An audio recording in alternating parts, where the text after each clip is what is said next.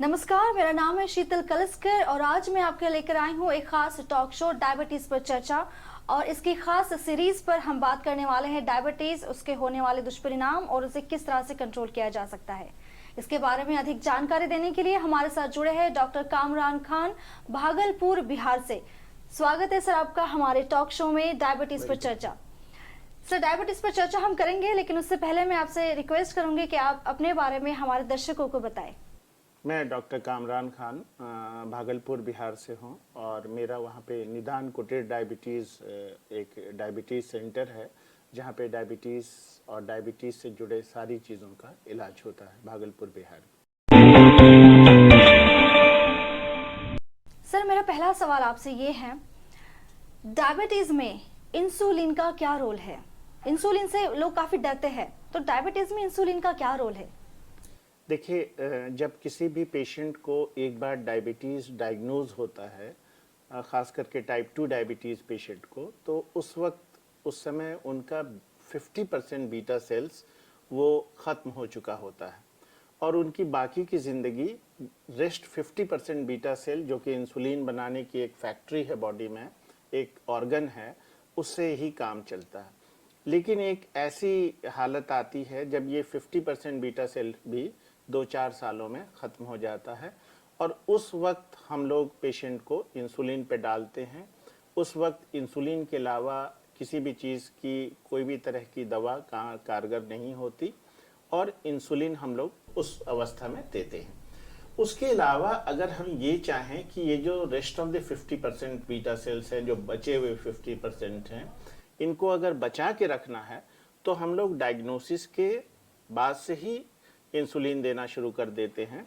Insulin के भी कई प्रकार होते हैं, जैसे एक बेजल इंसुलिन होता है जो कि 24 घंटे तक काम करता है। उसके अलावा हमारे पास रैपिड इंसुलिन होते हैं जो 2-4 घंटे के लिए काम करते हैं। हमारे पास बीच के अवधि के लिए इंसुलिन होते हैं जो मिक्स्ड इंसुलिन होते हैं। तो डिफरेंट प्रकार के इंसुलिन हम लोग यूज़ करते हैं डायबिटिक पेशेंट में। और कॉमन लोगों के दिमाग में ये बात रहती है कि एक बार इंसुलिन शुरू हो जाने से फिर वो इंसुलिन ख़त्म नहीं होती। ऐसी बात नहीं है। इंसुलिन हम लोग बचाने के लिए देते हैं बीटा सेल्स को, और अगर वो खान पान और अपने लाइफ स्टाइल से फिर से उस अवस्था में आ जाए तो हम लोग कुछ दिनों के लिए इंसुलिन हटा भी सकते हैं।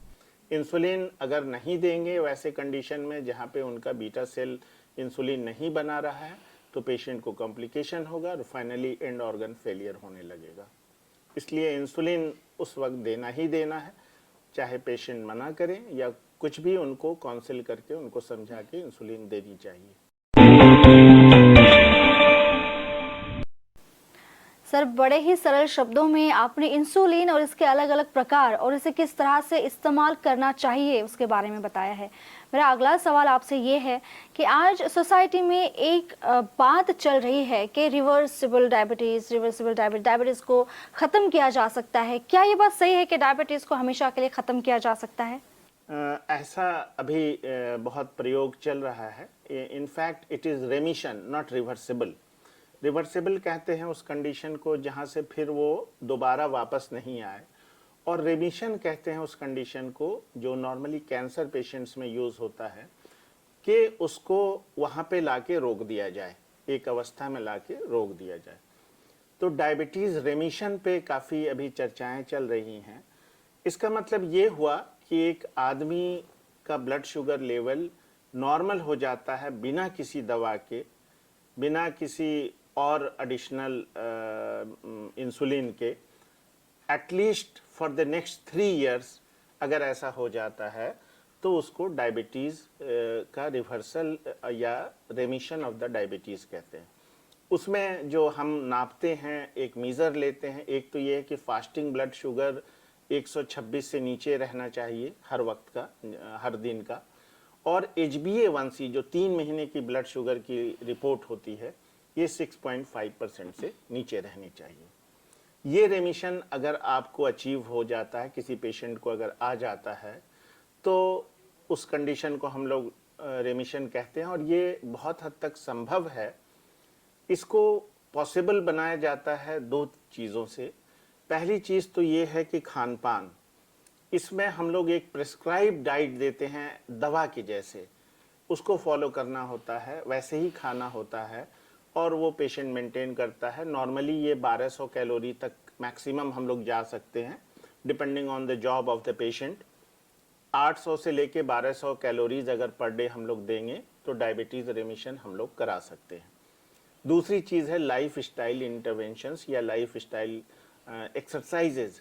ये भी हम लोग करते हैं कि हफ्ते में 150 मिनट की जो एक्सरसाइज है at least 30 minutes per day for 5 days, ये हम लोग करते हैं और ये दो चीज़ से हम लोग रेमिशन अचीव कर लेते हैं ऐसे पेशेंट के लिए। उसके लिए कुछ क्राइटेरिया होती है कि किस पेशेंट का रिमिशन हो सकता है।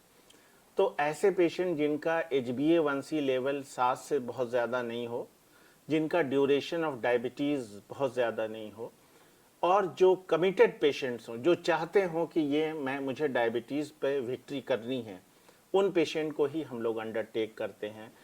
नॉन कमिटेड पेशेंट्स के साथ ये नहीं हो सकता, उनको हमेशा अंडर एक प्रोजेक्ट के एक सेट गोल के वो काम करना होगा, तभी रेमिशन अचीव होगा। Ma'am, So remission is possible but conditions are applied. या डेफिनेटली। और कंडीशन यही है कि आपको हेल्दी खाना है, आपको एक्सरसाइज करनी है। और हेल्दी खाने में भी अभी जो आ रही है रिसेंट एक ट्रेंड के कार्बोहाइड्रेट्स को हम लोग एकदम कम कर देंगे और प्रोटीन्स के इंटेक ज़्यादा करेंगे। अभी एक सप्लीमेंट्स आ रहे हैं मार्केट में जो कि एक दवा की तरह काम करते हैं, जिसमें साइंटिफिकली डिज़ाइन फार्मूलाज होते हैं, उतनी ही अमाउंट में फ़ैट होते हैं, उतनी अमाउंट में कार्बोहाइड्रेट होते हैं, प्रोटीन होते हैं।